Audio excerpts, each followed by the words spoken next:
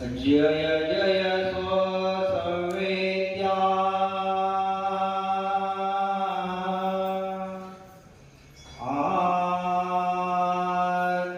आत्मरूपा देवा तुझी गणेशु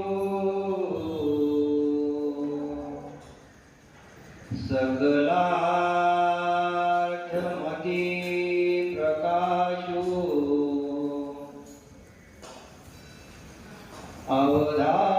अवधारित तुझी हरे राम राम राम हरे हरे हरे कृष्ण कृष्ण कृष्ण हरे हरे हरे राम राम राम हरे हरे हरे कृष्ण कृष्ण कृष्ण हरे हरे हरे राम राम राम हरे हरे हरे कृष्ण कृष्ण कृष्ण हरे हरे हरे राम राम हरे हरे हरे कृष्ण कृष्ण कृष्ण हरे हरे हरे राम राम हरे हरे हरे कृष्ण कृष्ण कृष्ण हरे हरे हरे राम राम हरे हरे हरे कृष्ण कृष्ण कृष्ण हरे हरे हरे राम राम हरे हरे हरे कृष्ण कृष्ण कृष्ण हरे हरे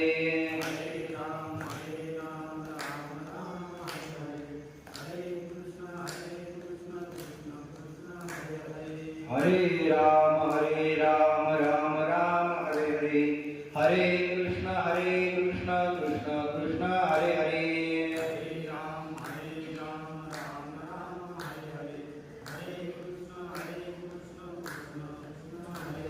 पुंडलीक वरदा हरी विठ्ठल श्री ज्ञानदेव तुकाराम पंढरीनाथ भगवान की जय माऊली ज्ञानेश्वर महाराज की जय विष्णु निवृत्तीनाथ महाराज की जय त्र्यंबकेश्वर भगवान की जय जटायु भगवान की जय रुद्रवीर हनुमान की जय बोलो रे भाई सब संतन की जय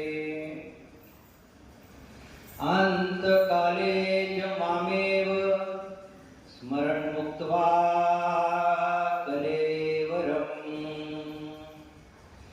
य प्रयाति समद्भावम् याति नास्त्यत्र संशयः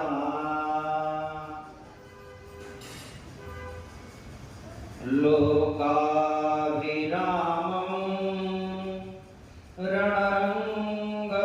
रणरङ्गधीरो राजीवनेत्रम्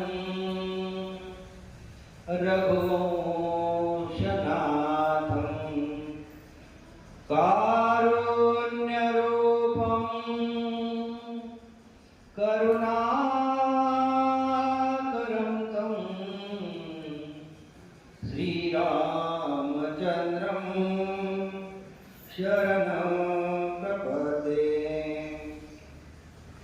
मनोजवं मारुततुल्यवेगं जितेन्द्रियं बुद्धिमतां वरिष्ठं वातात्मजं वानरयूथमुख्यं श्रीरामदूतं शरणं प्रपद्ये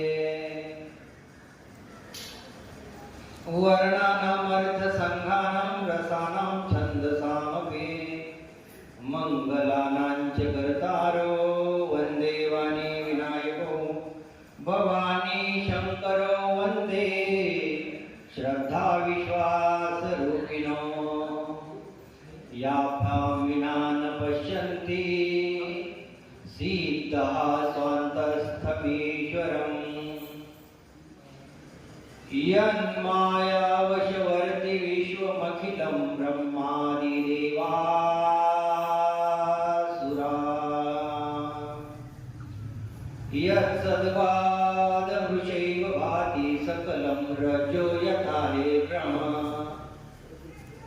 यत्पादप्लवमेकमेवं हि भवान् बोधयतीशावताम् वन्देऽहमतमशेषकारणपरं रामाख्यामीशं हरिम् रामायणे निगदितं क्वचिदन्यतोऽपि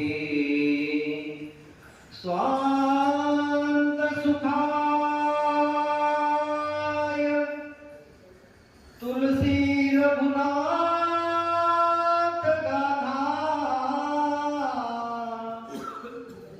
भाषा निबंधमति मंजूल मातुनुती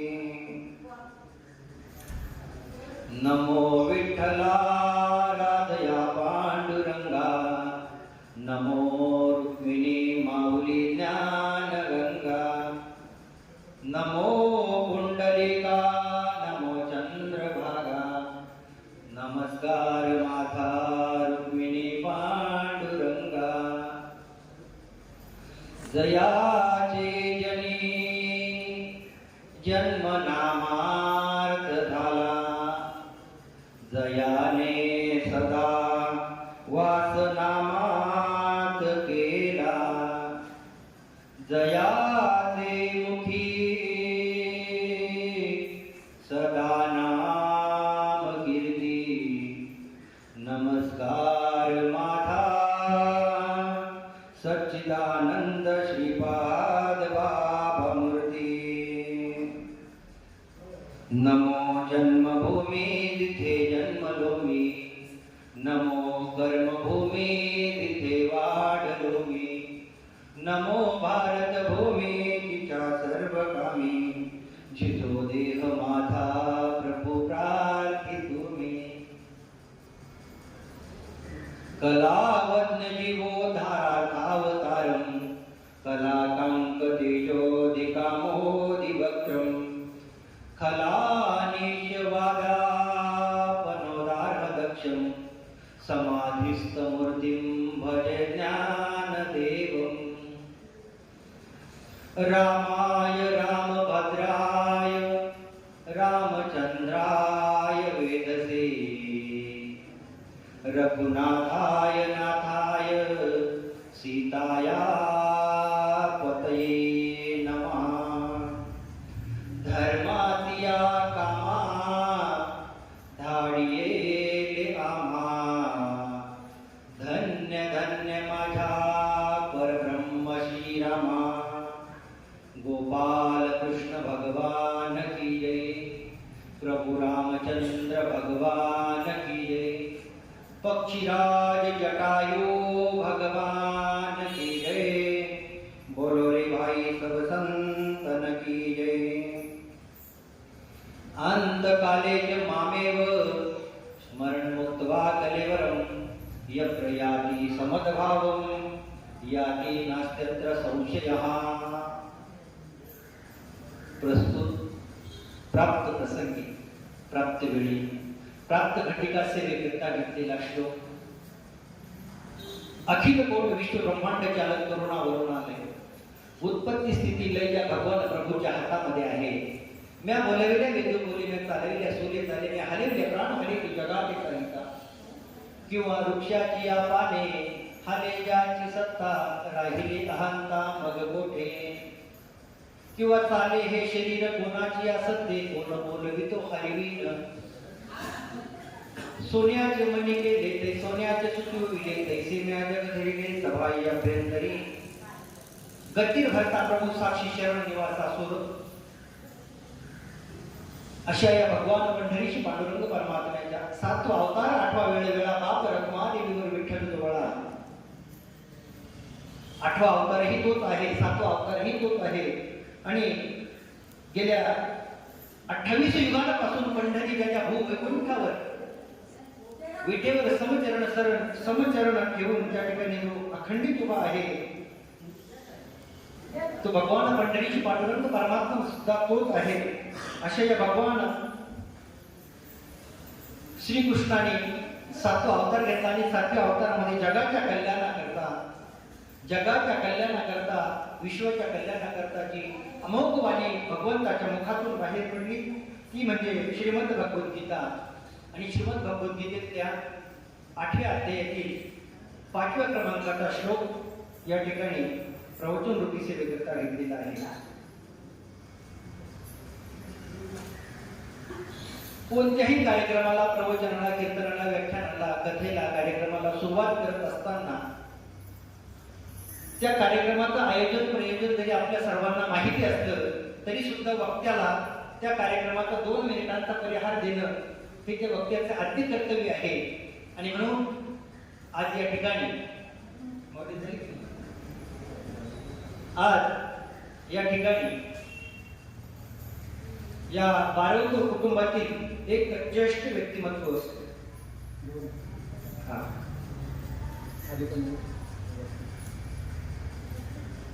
अजित नाव गंगूबाई.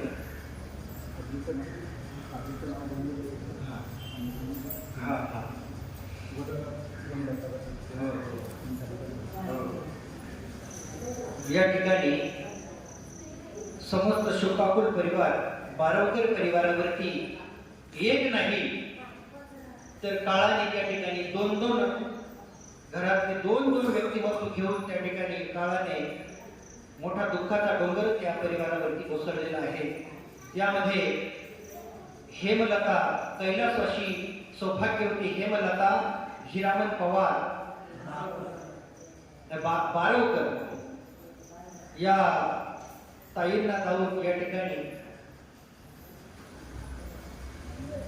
10 ते 12 दिवस झालेले आहेत. आणि त्यांच्या पश्चात खूप मोठा परिवार आहे. त्याचबरोबर कैलासवासी गंगा भागीरथी गंगूबाई काशीनाथ बारवकर या मातुश्रींना जाऊन आज या ठिकाणी 10 दिवस पूर्ण झालेले आहेत.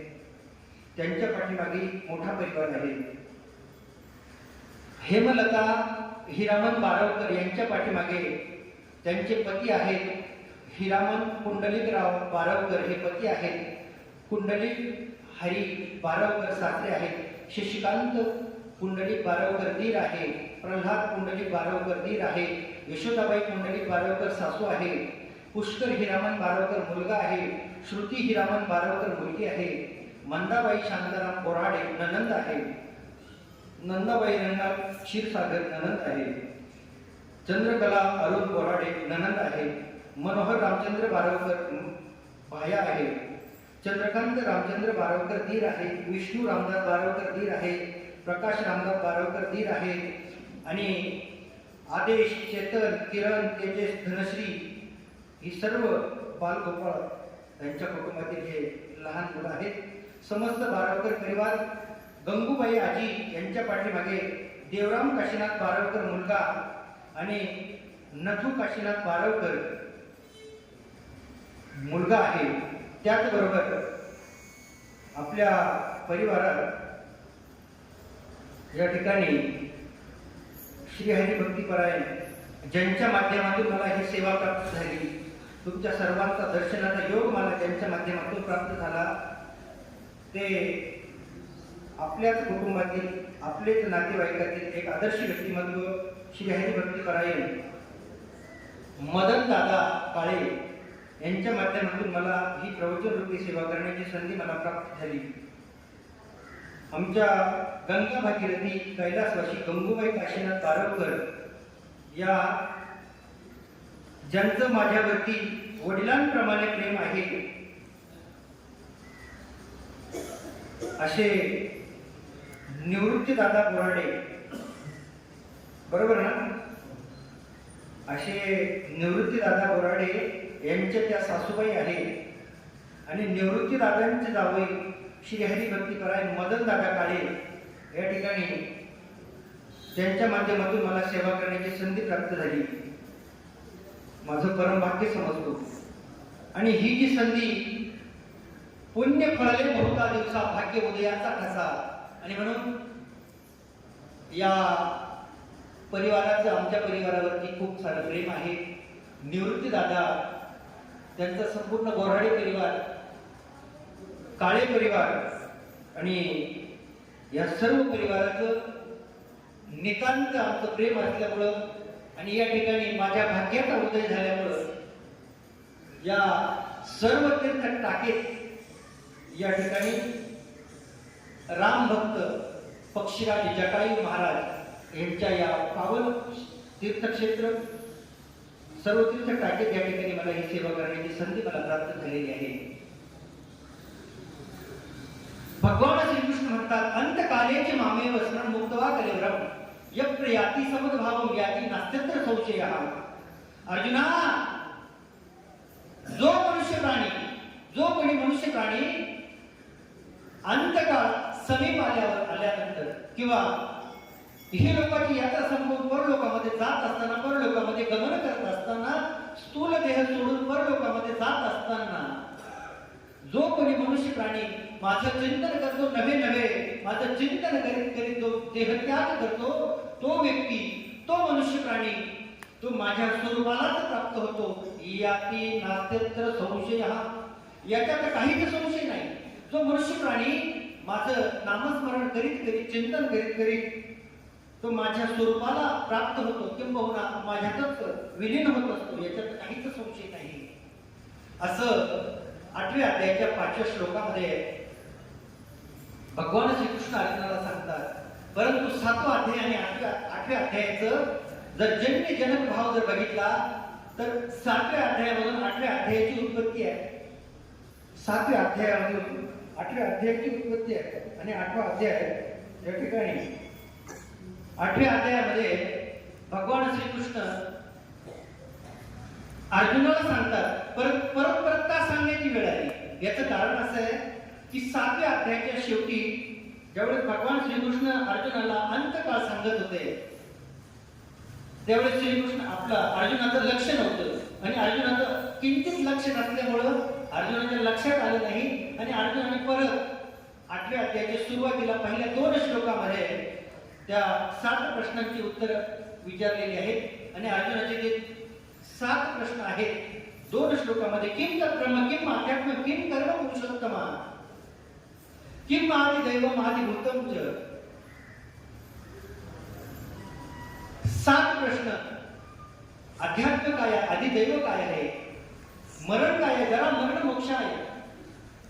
या सर्व गोष्टींचं ज्यावेळेस भगवान श्रीकृष्णाने सांगितलं होतं अर्जुनाचं लक्ष नव्हतं. परंतु अर्जुनाचं लक्ष नसल्यामुळे भगवान श्रीकृष्णाला अर्जुनाने परत विचारलं आणि त्या 7ही प्रश्नांची उत्तर म्हणून भगवान श्रीकृष्णाने या श्लोकाची निर्मिती केली आणि श्लोकामध्ये सांगितलेले अर्जुना, अंतकाळाच्या वेळेला, अंतकाळ म्हणजे या स्थूल देहातून या मृत्यू लोकामध्ये आपण जितक्या दिवस राहण्याकरता आलेलो आहोत या मृत्यू लोकामधून त्या ठिकाणी परलोकामध्ये जात असताना, परलोकामध्ये गमन होत असताना, हे स्थूल शरीर सोडत असताना जैसे जीर्ण वस्त्र सांडिले मग नूतन वेडीचे तैसे देहांतराचे स्वीकार्य चैतन्यनाथे. आणि म्हणून हा स्थूल देह सोडत असताना जो कोणी मनुष्य प्राणी माझं स्मरण करीत, माझं चिंतन करीत आणि माझं चिंतन स्मरण करीत देहत्याग करीत तो माझ्याच स्वरूपाला प्राप्त होणार आहे. अशा प्रकारचं उत्तर श्रीकृष्णाने अर्जुनाला दिलेलं आहे. परंतु मला विषय मांडायचा आहे. मरण भगवंताने सांगितलं, अंतकाळ भगवंताने सांगितला. आपण सर्वांनी त्याचा अभ्यास केला आणि संपूर्ण महाराष्ट्रभराची जर ख्याती बघितली, महाराष्ट्रभर फिरत असताना आपल्या घोटीचा परिसर बघितला तर मी संपूर्ण महाराष्ट्र फिरलो, पण आपल्या कुटी गावा इतके साधक आणि घोटी गावा इतके नामाचं चिंतन आणि इतकं मला पंढरपूरलाही पाहायला नाही मिळालं. सगळं नंदनवनासारखं या ठिकाणी इतकी भक्ती आणि भक्तीचा माळा म्हणता येईल. म्हणून आपल्या सर्वांचं भाग्य आहे आपल्याला श्री संत सच्चिदानंद स्वरूप श्रीपाद बाबा रामदास बाबांची त्या ठिकाणी आपल्याला गाठभेट झाली आणि त्यांनी नीच वस्तू आपल्याला दाखवून दिली. खरंच आपलं परम भाग्य आहे. आणि म्हणून या ठिकाणी मरण तरी भगवंतांनी त्या एका श्लोकातून सांगितलेलं असलं तरी सुद्धा मरण सांगणे इतकं सोपं नाही. मरे एकट्याचा दुधाशोक आहे, अकस्मात तोही पुढे जात आहे. एक जात असतो आणि त्याच्या पाठीमागे एक व्यक्ती कुटुंबातली निघून गेली म्हणजे त्याच्या पाठीमागे दुसरी माणसं शोक करत असतात, रडत असतात की आमच्या कुटुंबातील ही व्यक्ती निघून गेली. परंतु मला सांगा दादांनो, तो निघून जातो परंतु जो पाठीमागे रडत असतो तो सुद्धा त्याच रस्त्याने चाललेला असतो. समर्थ रामदास स्वामी म्हणतात, मरे एक त्याचा दुधाशोक वाहे, अकस्मात तोही पुढे जात आहे. तो पुढे चाललेला आहे, त्या मृत्यूच्या त्या रस्त्याने पुढे चाललेला आहे. म्हणून या ठिकाणी प्रत्येकाला जायचंय. एक नाही उरवले अवतार, येर ते पावन जीव किती. फक्त फरक इतकाच आहे, काहीच्या गौऱ्या बोल्या, काहीच्या गौऱ्या वाळल्या, काहीच्या गौऱ्या बोलल्या, काहीच्या गौऱ्या वाळल्या. एकाच्या गौऱ्या गाडीत भरल्या, एकाची गाडी रस्त्याला लागली, एकाची गाडी स्मशानभूमीत पोहोचली, एकाच्या गाडीतून गौऱ्या खाली घेतल्या, एकाच्या ढिगारा तयार झाला, एकाच्या पेटला, एकाची तयारी चालू आहे. इतकाच फरक आहे. आणि म्हणून जायचं प्रत्येकाला आहे. संत कबीर महाराज म्हणतात, सब चला चली का मेला, चला गया कोई जावे. सगळं चाललेलं आहे, सगळं चला चली का, सब चला चली का मेला, चला गया कोई जावे. कोई तयार खडा अकेला. सगळे तयार आहे, प्रत्येकाला जायचंय. आणि म्हणून कबीर महाराजांनी वर्णन केलं, ज्यावेळेस पाठीमागे कुटुंबातले काही माणसं, कुटुंबातले आप्तेष्ट, सगळे जवळचे नातेवाईक शोक करत असतात, रडत असतात, त्यावेळेस कबीर महाराज म्हणले, रडू नका. हा मृत्यूचा सोहळा, देहाची या गावा आल्या, जन्म मृत्यूची या सोहळ्या ना म्हणून हे धनंजया दिया करी. आपण या देहाच्या गावाला आलो ना, जसं जन्माचा सोहळा आहे तसा मृत्यूचा सोहळा आहे. म्हणून जन्म मृत्यूची या सोहळ्या ना म्हणून हे धनंजया दिया करी. या ठिकाणी प्रत्येकाला जायचं, प्रत्येक जण जाण्याकरता आलेला आहे. मग कोण कोण गेलं तर कबीर महाराजांनी यादी सांगितली. कबीर महाराज म्हणतात, पीर मर गए, पैगंबर मर गए, जिंदा जोगी, जपी जपी संन्यासी मर गए हाकीम रोगी. या ठिकाणी कोणीच राहण्याकरता नाही आलं. पीर मर गए, पैगंबर मर गए हाकीम रोगी, जपी तपी संन्यासी मर गए जिंदा जोगी. सगळे मरायला आलेले आहेत. 9 भी मर गए, 10 भी मर गए 788. 33 कोटी देवता मर गए, पडे काल की फासी. 33 कोटी देवता सुद्धा निघून गेलेले आहेत. राम आले, कृष्ण आले, तेही निज धामा गेले. आणि म्हणून मृत्यू हा परम सत्य आहे, प्रत्येकाला जायचंय. परंतु माणसं निघून जात असतात आणि त्यांच्या आठवणी पाठीमागे शिल्लक राहतात. त्यामध्ये आपल्या परिवारातील कैलासवासी गंगा भागीरथी, गंगूबाई काशीनाथ बारवकर आणि कैलासवासी सौभाग्यवती हेमलता हिरामन बारवकर या दोन्ही मातोश्रींचे या ठिकाणी त्यांनी हा देह सोडून परलोकामध्ये निघून गेलेले आहेत. आणि हेमलता ताईंचं जर बघितलं तर सोन्यासारखा संसार फुलायचे दिवस होते आणि अर्ध्यावरती डाव सोडून त्या ठिकाणी हेमलता ताई निघून गेलेले आहेत. मृत्यू जर सांगायचं ठरलं तर या क्षेत्राला मृत्यू सांगायची गरज नाही, कारण या सर्व तीर्थ टाकेत या तीर्थक्षेत्राने मृत्यू प्रत्यक्ष अनुभवलेला आहे. मृत्यू स्वतः बघितलेला आहे. मी स्वतः रामायणाचा चाहता माणूस आणि रामायणाचा कथाकार असल्यामुळे मला ती गोष्ट आवर्जून सांगायची आहे की या ठिकाणी पक्षीराज जटायू महाराजांच्या या सानिध्यामध्ये मला ही सेवा करण्याची संधी आणि ही सेवा करण्याचं भाग्य मला प्राप्त झालं. माऊली ज्ञानेश्वर महाराज म्हणतात की माझी या सत्यवादाचे तप वाचा केले बहुत कल्प, ते या महाफळांचे द्वीप पातळे प्रभू. ही सांगण्याची संधी मला या ठिकाणी प्राप्त झालेली आहे. आज माझ्या या अनंताला पारावर नाही. आणि म्हणून हे सांगत असताना प्रभू रामचंद्र त्रेतायुगाची गोष्ट आहे. एक बार त्रेता युग माही, शंभू गए कुंभ सिपाही, संग सती जग जननी भवानी, पूछे ऋषी अखिलेश्वर जानी. नाशिक जिल्ह्याचं महत्व सांगत असताना जगाचा मालक अखिल कोट विश्व ब्रह्मांड चालक करुणावरून आले भगवान श्री रामचंद्र प्रभू या पृथ्वी तलावरती मृत्यू लोकावरती मनुष्य रूपाने अवतरित झाल्याच्या नंतर अयोध्याच्या या परम पवित्र भूमीमध्ये भगवान रामचंद्र प्रभू अवतरित झाले आणि वनवास त्यांच्या नशिबात आला. तो वनवास त्यावेळेस वनवास काटण्याकरता ते दंडकारण्याच्या भागामध्ये आपल्या नाशिक क्षेत्रामध्ये आले. त्या नाशिक क्षेत्रात आल्याच्या नंतर त्यांची पहिली मैत्री, पहिली भेट जर कोणाबरोबर झाली असेल तर कोणत्या माणसाबरोबर नाही झाली, ती एका पक्षाबरोबर झाली. आणि तो पक्षी म्हणजे साक्षात पक्षीराज जटायू महाराज. आणि जटायू महाराजांचं रामायणातलं जर चरित्र आपण बघितलं तर ते काही वाखाणण्याजोगं आहे. जटायू महाराज हे काही माळकरी नव्हते. आपण म्हणतो ना, न लगे दंडा न मुंडन. जटायू महाराज हे स्वतः वर्णन करतात. गीत अदम अमिष भोगी, मी स्वतः आमिष भोगी म्हणजे मांसाहारी पक्षी आहे. मी मांसाहार करत असताना आणि मी ऐकलेलं आहे की भगवंत ज्याच्या पोटी जन्माला आले, ज्याच्या पोटी अवतरित झाले, त्या दशरथ राजाला 4 मुलं असताना एकही अंतकाळाच्या 4थी मुले त्या दशरथ अंतकाळी एकही नव्हता. म्हणून दशरथ राजाला 4 मुलं झालेली असताना, परंतु अंतकाळाच्या वेळेला दशरथ राजाला एकही मुलगा त्या ठिकाणी अंतकाळाला नव्हता. परंतु आमच्या जटायू महाराजांचं इतकं भविष्य, इतकं नशीब त्या ठिकाणी उज्ज्वल झालं. आणि जटायू महाराजांना साक्षात जगाच्या मालकाने मांडी दिली आणि जगाच्या मालकाच्या मांडीवरती जटायू महाराजांनी प्राण सोडलेला आहे. आणि ती कथा मला खरोखर या ठिकाणी विस्तारित सांगावीशी वाटते. आणि इतकं जरी आपल्याला समजलं इथं आल्यानंतर, तरी मी तर म्हणतो आपल्या या ठिकाणी जीवनाचं सार्थक झालं. दंडकारण्यामध्ये गंगा गोदावरीच्या तीरावरती पंचवटी 5 वडांचं तीर्थक्षेत्र असणार हे दंडकारण्याचा भाग.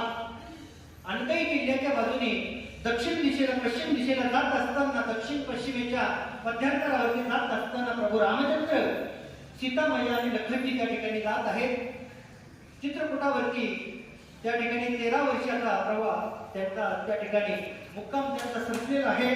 आणि दंडकारण्याच्या परिसरामध्ये प्रभू रामचंद्रांचं आगमन झालेलं आहे. ते आगमन झालं आणि या आगमनाच्या वेळी लखनमय्यानं नाशिक क्षेत्रामध्ये, पंचवटी क्षेत्रामध्ये त्या ठिकाणी कुटिया तयार केलेली आहे. काही दिवस निघून गेले आणि दिवस निघून गेल्याच्या नंतर सीतामय्याला एक असं मायावी हरिण, मृग, सुवर्ण, ज्याचं चमड सुवर्णाचं होतं, असं मायावी हरिण सीतामय्याला दिसलं. आणि त्यांनी सांगितलं, सीतामय्याने सांगितलं की धनी, अहो ऐका ना. काय कसं ते? अहो ऐका ना, मला हे जे हरिण आहे, हे सोन्याचं हरिण आहे, याची मला चोळी, याचं वस्त्र मला चोळी शिवायची आहे. आणि म्हणून मला या ठिकाणी त्या सोन्याच्या हरणाचं कातडं पाहिजे. मला माहिती आहे आपण सर्व जाणकार मंडळी आहात. रामायणाचे जर भाग बघितले, भक्तिप्रधान, ज्ञानप्रधान, भावनाप्रधान, आणि या सर्व 4 प्रकारच्या कथेमधून आपल्या लक्षात येतं की सीतामय्याला माहिती होतं की ब्रह्मदेवाने असा हरिणाचं निर्माण केलेलं नाही. न हे करून ब्रह्मदेवाने निर्माण केलेलं नाही, कधी कोणी बघितलेलं नाही. परंतु सीतामय्याला हे हरिण का बघावंसं वाटलं? याचं कारण असं आहे की कलियुगामध्ये सीतेला माहिती होतं की कलियुगामध्ये महिलांना, कलियुगात बायांना सोन्याच्या दागिन्यांची खूप आवड होईल, त्यांना त्यांचा लोभ होईल. आणि या लोभाच्या पायी ते कोणाच्याही पाठीमागे पळायला नको. म्हणून मी जगाला असं दाखवून देते की मी सोन्याच्या पाठीमागे पडले, म्हणून मला रावणासारख्यांच्या बंदीखान्यामध्ये 6 महिन्याचा वनवास मला त्या ठिकाणी भोगावा लागलेला आहे. आणि म्हणून हे सोन्याचं हरिण कुणी पाहिलेलं नव्हतं, तरी सुद्धा सीतेनं त्याची मागणी का केली आहे? कलियुगाला सीतेला दाखवून द्यायचं होतं की जर असं जर घडलं तर कदाचित जीवनामध्ये आपल्याला शोक करण्याची वेळ येऊ शकते. आणि म्हणून सीतामय्या अशोक वनामध्ये सीतामय्याचं 6 महिने आणि 13 दिवस त्या ठिकाणी सीतामय्याला लंकेमध्ये राहावं लागलेलं आहे. नाशिकमध्ये सीतामय्या लखनजी रामचंद्र प्रभू अनंतामध्ये वास्तव्य करत असताना त्या मारीची हा रावणाचा मामा आहे आणि त्या मारीजीनं मायवी हरणाचं रूप घेऊन रामाला आणि लक्ष्मणाला आपल्या पाठीमागे बोलावून घेतलेलं आहे आणि पाठीमागून स्वतः रावण यांनी एक साधूचा वेश धारण केला आणि साधूच्या वेशामध्ये पंचवटीतल्या त्या पर्णकुटीमध्ये सीता मैयाला आवाज दिलेला आहे, हे माई दुर्ज्ञात पुत्र भलो भिक्षाम देही अलख निरंजन. आणि भगवान रामचंद्र प्रभूंना माहिती होतं की हा जो प्रसंग चाललेला आहे हा मायावी आहे आणि म्हणून निशाचर नेकर हे जे निशाचर आहेत आणि हे या जंगलाच्या परिसरामध्ये सर्व राक्षस या ठिकाणी गिरट्या घालतायत, या ठिकाणी फिरतायत आणि ज्यावेळेस लक्ष्मण पाठीमागून आणि लक्ष्मणाला रामाने सांगितलेलं आहे मम मन सीता आश्रम नाही. आता सीता माझ्या मनात आहे, म्हणजे सीता राहून येऊ शकत नाही, ती माझ्या मनात आहे. आणि याचा अजून एक अर्थ सांगायचं जर ठरलं तर लक्ष्मणाला सांगतात की आता माझ्या मनानं माझ्या मतानं सीता आश्रमात नाही, तिला कोणीतरी शक्ती घेऊन जात आहे. आणि त्या ठिकाणी तो प्रसंग निघून गेला. रावणाने वेगवेगळे प्रलोभन देऊन सीता मैयाला बाहेर बोलावलं. सीता मैया येत नाही, लक्ष्मण रेखा आखलेली आहे, सीता मैया बाहेर येत नाही. परंतु रावणाने सांगितलं की तुझी भिक्षा नको आहे, ज्या ठिकाणी तुला बाहेर येता येत नाही तुझी भिक्षा मला नको. आणि ज्यावेळेस सीता मैयाच्या राजा जनकाच्या आमच्या दशरथ राजांच्या कुळामध्ये रघुकुल रीती सदा केली आई प्राण जाय परी वचन न जाई. आणि म्हणून साधू संतांची परंपरा, साधू संतांच्या सेवेची परंपरा या राजघराण्यामध्ये असल्यामुळे सीता मैयाने ते लक्ष्मण रेखा ओलांडून बाहेर आली. रावणाने स्वतः तो रावण वेश बाजूला टाकला आणि रावण हसतोय सीते अब मैं तुम्हें लंका ले जाऊंगा. आणि सीता त्या ठिकाणी आक्रोश करते, सीता आक्रोश करते आणि आक्रोश करीत रावणाने आपल्या पुष्पक विमानामध्ये सीतेला ठेवलं आणि पुष्पक विमान दक्षिण दिशेच्या बाजूला निघालं. परंतु रामचंद्र प्रभू आणि लखनजी ज्यावेळेस त्या ठिकाणी आले, लखनजी त्या पर्णकुटीमध्ये आले तर काय म्हणता माहिती आहे, तिथं रामाने बघितलं की सीता नाही, पर्णकुटी खाली आहे, सीता नाही आहे, कोणीच नाही. आणि मग रामाच्या लक्षात आलं आणि रामाने त्या ठिकाणी जसं सामान्य माणूस एखादी व्यक्ती गेली, एखादी व्यक्ती निघून गेली म्हणजे हांबडा फोडत असतो, तर त्याप्रमाणे रामाने आपल्या पत्नीकरता सीतेकरता सामान्य माणसाला शिकवण दिली की कितीही संकटाचा काळ आला तरी सुद्धा आपण आपल्या पत्नीला, आपल्या घरच्या परिवाराला आपण साथ दिली पाहिजे. आणि म्हणून स्वतः रामाने सीतेकरता टाहो फोडलेला आहे, सीता, आणि सीतेला आवाज दिला.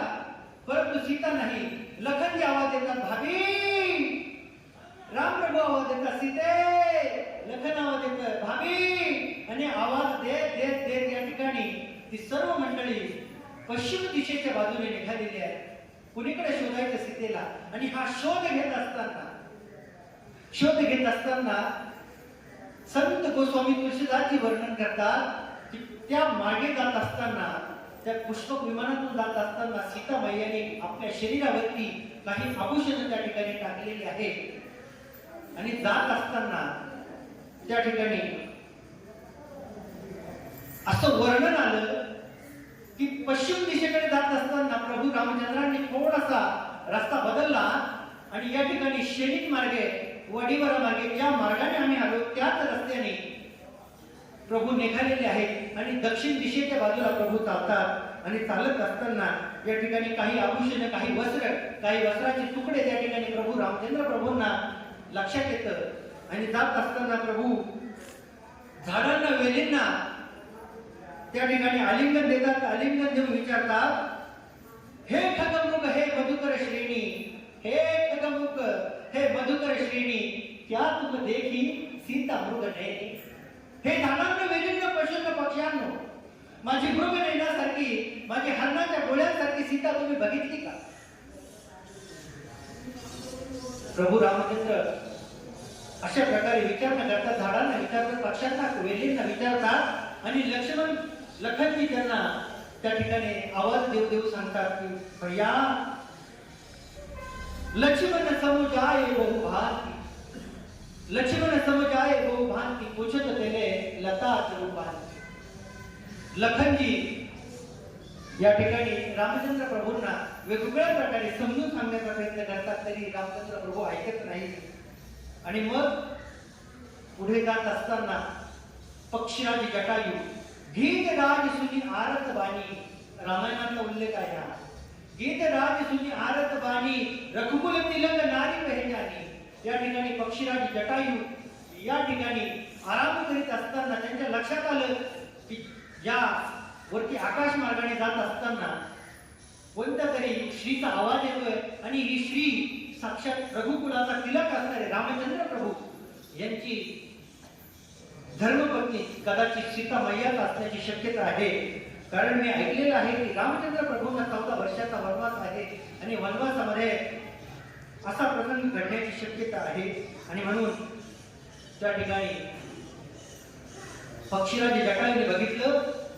आता मला एक सांगायचं आहे की रावण ज्याला माणसाची 10 तोंड आहे, या रावणाला याने काय केलं माहिती आहे? आणि जगन्माता सीता, जगाची उत्पत्ती जिच्यापासून उत्पत्ती झालेली आहे, या जगन्माता सीतेला त्यांनी बंदी केलेलं आहे। म्हणजे कदाचित धर्मावरती ग्लानी आणलेली आहे। माणसाची ज्याला 10 तोंड आहेत त्यांनी काय केलं? जगाच्या मालकीनीला बंदिस्त करून चालवलेलं आहे आणि ज्याला एकही माणसाचं तोंड नाही तो त्या स्त्रीची अप्रू वाचवण्याकरता या रावणासारख्या संघ लढण्यासाठी तयार झालेला आहे। आणि म्हणून मला प्रकर्षाने सांगायचं आहे की तोच हा आपला भारत देश आहे की या भारत देशामध्ये पशु पक्ष्यांना कळत होतं की आपल्या भारतीय नारीची इज्जत काय आहे, आपल्या भारतीय नारीची इज्जत वाचवली पाहिजे हे पशु पक्ष्यांना कळत होतं। म्हणून आता आपण माणसांना कळलं पाहिजे की नाही, बरोबर आहे की नाही? आणि म्हणून पहिल्या त्यावेळेस एकच रावण होता, तो रावण एकच होता। आता गल्ली गल्लीत रावण झाले बाबा, आता गल्ली गल्लीत रावण आहे। तुम्ही खेड्या गावाकडे राहता, तुम्हाला थोडस हे वातावरण खेड्या गावाकडे कमी आहे, पण सिटीत जर बघितलं तर वातावरण विचित्र आहे। अरे तो एकच रावण होता की त्याने एकाच सीता माईला चोरून नेलं होतं आणि तिच्या इच्छेच्या व्यतिरिक्त तिला हातही नाही लावला, असा रावण होता। परंतु आता गल्ली गल्लीत रावण झाले। रावण अरे आली रे गेली रे, आणि आली गेली करणारे कॉलेजच्या समोर, शाळा कॉलेजच्या समोर उभं राहून मुलींची छेड काढणारे रावण तर गल्ली गल्लीत तयार झाले। आणि म्हणून आपल्याला जर परिवर्तन घडवायचं असेल तर आपल्या या संप्रदायामध्ये, परमार्थामध्ये, धर्म परिवर्तनामध्ये तरुणांची येण्याची गरज आहे। तरुणा भाग्यवंत नटे हरे कीर्तनात। म्हणून आपण आपल्या धर्माचा कायम आदर ठेवला पाहिजे। या ठिकाणी सांगत असताना प्रत्येकाला वेगवेगळ्या प्रकारचा अहंकार झालेला आहे, हा ना? प्रत्येक माणूस, कुणाला धनाचा अहंकार, कुणाला रूपाचा अहंकार, कुणाला पैशाचा, कुणाला संपत्तीचा, कुणाला शक्तीचा, कुणाला ताकदीचा, प्रत्येकाला कशाचा अहंकार झालेला आहे। कुणाला वाटतं माझ्यासारखा गायक नाही, दरडे महाराजांना वाटतं माझ्यासारखा प्रवचनकार नाही, कुणाला वाटतं माझ्यासारखं गावात पुढारी करणार कोण नाही। आता काही कधी कधी महिला मंडळाला वाटतं उगाच मी होते म्हणून यांचं बरं चाललं, बरोबर आहे की नाही? म्हणजे प्रत्येकाला अहंकार आहे। परंतु तुकाराम महाराज म्हटले, अहंकाराने नाडिले तुका म्हणे वाया गेले। आणि जर अहंकाराने एखाद्याला नाडलं तर तो वाया गेल्याशिवाय राहणार नाही। आणि एखाद्या व्यक्तीचा जर अहंकार गेला तुका म्हणे देव झाला, अहंकार जर निघून गेला तर तो देव स्वरूपात आहे। तसं जर बघितलं तर पशु पक्ष्यांचं प्रत्येक गोष्ट कामाला येते। एखादं जनावर जर मेलं तर जनावरांच्या कातड्याचं काही ना काही वाद्य कामासाठी ते कातडं कामाला येईल, हाडांचा काहीतरी उपयोग होईल, प्रत्येकाचा काही ना काही उपयोग होईल। परंतु माणूस जर गेला ना, माणसाचं कोणतंच कार्य, कोणतंच शरीराचं काहीच कामाला येत नाही। पण संत गोस्वामी म्हणतात की माणसानं काही जरी कामाला येत नसलं पण माणसाने जर करणी केली, पशु का होत पण या नर का कछु न होय, नर अगर करणी करे तो नर का नारायण होय. म्हणून माणसानं जर करायचं जर ठरवलं, माणसाने त्या प्रकारची करणी जर केली तर माणसाला साक्षात भगवंतही होता येतं. आणि म्हणून या रावण घेऊन जातात आणि ते ठिकाण, आता आपण तो प्रसंग डोळ्यासमोर आणा की ते ठिकाण म्हणजे ही पवित्र भूमी आहे, ही पवित्र भूमी आहे. या ठिकाणी आकाश मार्गाने जात असताना इथं आपण लक्षात आणा, या ठिकाणी आकाश मार्गाने जात असताना पक्षीराज जटायूंनी रावणाला बघितलं आणि रावणासंग त्या ठिकाणी 2-2 हात करण्याचा लढाईचा त्यांनी निर्णय घेतला आणि रावणाच्या वरती त्यांनी आक्रमण केलेलं आहे. या नारीची, या पतिव्रतेची आपण सुटका केली पाहिजे अशा पद्धतीनं त्या पक्षीराज जटायूंनी त्याच्यावरती हल्ला केलेला आहे. परंतु रावण दुष्ट होता. रावणाने विचारलं की तुला तुझ्या रामाची शपथ आहे, तुला तुझ्या रामाची शपथ आहे, माझा मृत्यू कशात आहे मी सांगतो आणि तुला सांगावं लागेल तुझा मृत्यू कशात आहे. दोघांचं मर्म ज्यावेळेस आपल्या लक्षात येईल आणि ते ज्यावेळेस मी तुम्हाला सांगेल त्यावेळेस आपण दोघांच्या शक्तीनं लढून जो जिंकेल त्याने सीता घेऊन जायची. अशी रामाची शपथ टाकल्यानंतर पक्षीराज जटायूंनी सांगितलं की माझा मृत्यू माझ्या पंखात आहे.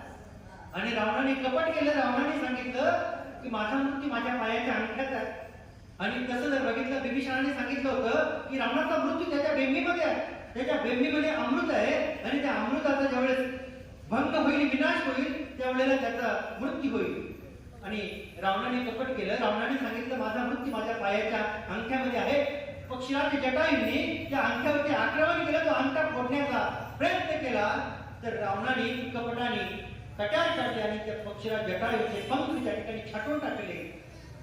पंख छाटल्यानंतर पक्षीराज त्या ठिकाणी विवळत पडलेले आहे आणि विवळत पडलेले असताना स्वतःची विनवणी करतात. या प्रसंगाची जगद्गुरु तुकोबारायांनी अभंगामध्ये विश्लेषण केलेलं आहे.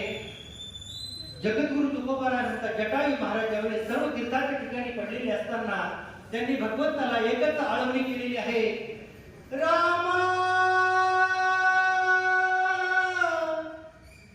हे राम, तुम्ही कधी मला दर्शन देणार. आणि दर्शन देण्याकरता मी खूप उतावीळ झालेलो आहे. माझा कंठ, माझा प्राण कंठातून बाहेर जाण्याच्या मार्गावरती आहे. परंतु माझी एकच इच्छा आहे, राम राम म्हणता जाओ माझा प्राण. देवा, राम राम राम राम म्हणत असताना माझा प्राण जावा आणि माझा प्राण निघून जात असताना भगवंता तुम्ही माझ्या समोर असावे इतकीच माझी इच्छा आहे. आणि भगवंत त्या दिशेने येत असताना जटायू महाराजांचे पंख छाटलेले आहे, रक्तबंबाळ जटायू झालेले आहे. आणि या ठिकाणी येत असताना त्यांनी बघितलं आणि कुणीतरी पक्षी या ठिकाणी विवळत पडलेला आहे आणि त्यांनी त्या जटायू महाराजांना आपल्या मांडीवरती घेतला आणि विचारलं, जटायू महाराज, जटायू काका, अहो तुम्हाला काय पाहिजे सांगा ना. साक्षात जगाचा मालक तुमच्या समोर आहे आणि तुम्हाला काय पाहिजे, तुम्हाला नवीन शरीर, दिव्य शरीर देऊ का, तुम्हाला काय जे हवं ते मी देतो. आणि त्यावेळेस भगवान जटायू म्हणतात, राम, मला काही नको, मला काहीही नको, मला इतकीच इच्छा आहे. अरे जे 80 हजार वर्ष लोखंडाचे चणे खाऊन योगाची या वाटा जे निघालेला सुवटा, तर या दुःखाचा ते शेल वाटा भागा आला. जे योगी हिमालयाच्या गुहेमध्ये 80 हजार वर्ष तप करतात त्यांच्या ध्यानालाही तू जात नाही. योगियाच्या ध्यानातून अशी योग्यांच्या ध्यानामध्ये तू जात नाही आणि तू माझ्या समोर आलेला आहे. याच्यापेक्षा काय तो पर्वकाळ, याच्यापेक्षा मोठा पर्वकाळ तो काय आहे. म्हणून मला आता काहीच नको, फक्त इतकीच इच्छा आहे की तुझ्या मांडीवरती असताना माझा जीव निघून जावा, हा स्थूल देह मी सोडावा आणि तुझ्यामध्ये विलीन व्हावं. आणि मग रामचंद्र प्रभूंनी ज्यावेळेस मरणाचा विषय काढला, हे जटायू जे आहेत ना, प्रभू रामचंद्रांचे वडील दशरथ राजांचे मित्र होते आणि त्यांनी सांगितलं की जटायू काका, हे जटायू काका, तुम्ही जाणार आहात, तुम्ही स्वर्गाला जाणार आहात, पण ऐका ना, तुम्ही स्वर्गाला निघून जाणार आहात, पण माझे एक ऐका माझं. माझे पिताजी गेल्या 12-13 वर्षाच्या पूर्वी या ठिकाणी स्वर्गाला निघून गेलेले आहेत. मी वनवासाला निघून गेलो. राम राम राम राम राम राम म्हणत माझ्या पिताजींनी त्या ठिकाणी देहत्याग केलेला आहे. माझा सगळ्यात आवडता मुलगा निघून गेला आणि म्हणून माझ्या पिताजींनी या ठिकाणी देह सोडलेला आहे. परंतु ऐका, तुम्ही स्वर्गाला गेले ना, त्या ठिकाणी माझे पिताजी दशरथ राजे तुम्हाला भेटतील. जटायू काका ऐका ना, तुम्ही स्वर्गाला गेल्यानंतर माझे पिताजी दशरथ राजे तुम्हाला भेटतील आणि दशरथ राजे भेटल्यानंतर विचारतील, तुम्हाला माझा राम भेटला का हो? पण ऐका ना जटायू काका, ऐका ना, हे सांगत असताना माझ्या पिताजींना कृपा करून ही गोष्ट सांगूच नका की पिताजी, तुमची सगळ्यात आवडची सून सीता या ठिकाणी रावणाने चोरून नेली आणि रावण ती चोरून नेत असताना राम तुमचा हतबल झालेला आहे आणि राम त्या ठिकाणी सोडू शकला नाही, हे सांगू नका. याचं कारण असं आहे की माझे पिताजी ज्यावेळेस जातील, माझे पिताजी त्यांना ही गोष्ट लक्षात येईल, अरे सूर्यकुलामध्ये जो जन्माला आला, सूर्यकुलामध्ये रघुकुलामध्ये जो जन्माला आला, हा माझा राम सीतेला चोरून नेला आणि या ठिकाणी तो भिवळतोय. कृपा करून माझ्या पिताजींना सांगू नका. सीता हरण तात जनी कहु पिता सन जाई, जो मैं रामत कुल सहित, जो मैं रामत कुल सहित कहु दशानन आई, पिता सियावर रामचंद्र की जय. मी काही दिवसामध्ये रावणाला कुळाच्या सहित यमराजाकडे स्वर्ग लोकांमध्ये पाठवून देईल आणि तो स्वतःच्या तोंडाने सांगेल की ही जी सीता, मी सीतेचं हरण केलं तर माझा मृत्यू कसा झाला. म्हणून आपल्या नाशिक जिल्ह्याचं महत्व आहे की रामायण श्री रामचरितमानस कथा ही नाशिक जिल्ह्याच्या पूर्व टोकाला मनमाडच्या शेजारी आणखी किल्ला आहे. या ठिकाणी भगवान रामचंद्र प्रभू यांची कथा ऐकण्याकरिता कैलासावरून भगवान शंकर आणि माता पार्वती त्या ठिकाणी येत असतात. ही कथा श्रवण करण्याकरिता येत असतात. इतकी दिव्य कथा भगवान रामचंद्र प्रभू नाशिक सारख्या ठिकाणी वनवासाचा काही काळ व्यतीत करतात. ही दिव्य कथा भगवान रामचंद्र प्रभू या ठिकाणी या पवित्र भूमीला आपण वंदन केलं पाहिजे की या ठिकाणी रामचंद्र प्रभूंचे पाय चरण स्पर्श या ठिकाणी झालेला आहे. असं हे तीर्थक्षेत्र. आपण थोडस पश्चिम दिशेच्या बाजूला गेलं, कपिलधारा तीर्थ श्रीमद भागवतामध्ये कपिलधारा तीर्थाचा असा उल्लेख आलेला आहे की महामुनी कपिल मुनी महाराज आणि कपिल मुनी महाराजांच्या माध्यमातून जे तीर्थक्षेत्र तयार झालं त्या तीर्थाचं ते तीर्थ म्हणजे कपिलधारा तीर्थ. आणि कपिल मुनींच्या पोटी दत्तात्रय प्रभूंचा जन्म आहे आणि म्हणून दत्तात्रय प्रभूंची ही मामाची भूमी आहे. म्हणून हे कपिलधारा तीर्थ या ठिकाणी आपल्या नाशिक जिल्ह्यात पावन क्षेत्र आहे. पिंडदानाचा विधी आवरलेला आहे आणि म्हणून या ठिकाणी मला ही प्रवचन वृत्ती सेवा करण्याची संधी ज्यांच्या माध्यमातून मला प्राप्त झाली ते आमचे परममित्र श्री हरिभक्तीपरायण मदन दादा काळे यांच्या माध्यमातून ही सेवा करण्याची मला संधी मिळाली. या परिवाराची सेवा करण्याची संधी मिळाली. माझं परमभाग्य समजतो. आमच्या शेजारी राहत असताना, आमच्या घराच्या शेजारी ते राहत असताना दादांनी मुलांवरती खूप छान असे संस्कार केलेले आहेत. तरणा भाग्यवंत नटे हरी कीर्तनाचं. आणि म्हणून संत म्हणतात, पुत्र तो ऐसा हो, पुत्र तो ऐसा व्हावा ज्याचा तिन्ही लोकी झेंडा, पुत्र व्हावा ऐसा गुंडा ज्याचा तिन्ही लोकी झेंडा. म्हणून मदन दादांचे दोन्ही मुलं ईश्वर आणि तुषार हे दोन्ही मुलं परमार्थाच्या मार्गी आहेत. स्वतःच नोकरी सांभाळून परमार्थाचं कार्य करतात. या ठिकाणी या दोनही व्यक्ती निघून गेल्या व्यक्ती निघून जात असतात, पण त्यांच्या आठवणी पाठीमागे राहतात. आणि म्हणून हे सांगत असताना विधीपूर्वक पिंडदान झालेलं आहे, माझी वेळ संपलेली आहे, परंतु जे जातात त्यांच्या पाठीमागे खूप मोठा परिवार असतो आणि त्या परिवारामध्ये शोक करणारे माणसं, रडत, प्रत्येकाला रडू आवडत नाही. आणि त्यांच्या पाठीमागं ज्यावेळेस आई असते, वडील असते, निघून जातात, तर त्यांच्या पाठीमागं जो परिवार असतो, त्या आईचा मुलगा असतो, त्या आईची मुलगी असते, ती आकांताने आवाज देत असते आणि ती काय म्हणत असते म्हणजे तिचं हृदय रडत असतं आणि ती म्हणत असते, कुठे गेली माझी आई, मला करमत नाही, करमत नाही मला, झोप येत नाही, ये ना माझी आई तू ग, ये ना माझी आई. अशा हे दोन्ही मातोश्री निघून गेलेले आहेत. भगवंत त्यांना आपल्या चरणाजवळ जागा देवो. ही वाट पंढरीची जाता, रामकृष्ण कथा दिंडी ध्वजा. माझी वेळ संपलेली आहे आणि ही वाट पंढरीची जाते. पंढरीचे वारकरी पंढरीच्या दिशेने मार्गक्रमण करतायत आणि अशा वेळेला या दोन्ही पुण्यात्मांनी आपला देहत्याग केलेला आहे. भगवंत त्यांना आपल्या चरणाजवळ जागा देवो आणि झालेली सेवा विश्वगुरु निवृत्तीनाथांच्या सच्चिदानंद श्रीपाद बाबांच्या चरणावरती समर्पित करतो. पंढरीनाथांच्या चरणी समर्पित करतो. विठाला विठाला विठाला विठाला विठ्ठल विठ्ठल विठ्ठल विठ्ठल विठ्ठल विठ्ठल विठ्ठल विठ्ठल विठ्ठल विठ्ठल विठ्ठल विठ्ठल. प्रभु रामचंद्र भगवान की, पक्षीराज जटायु भगवान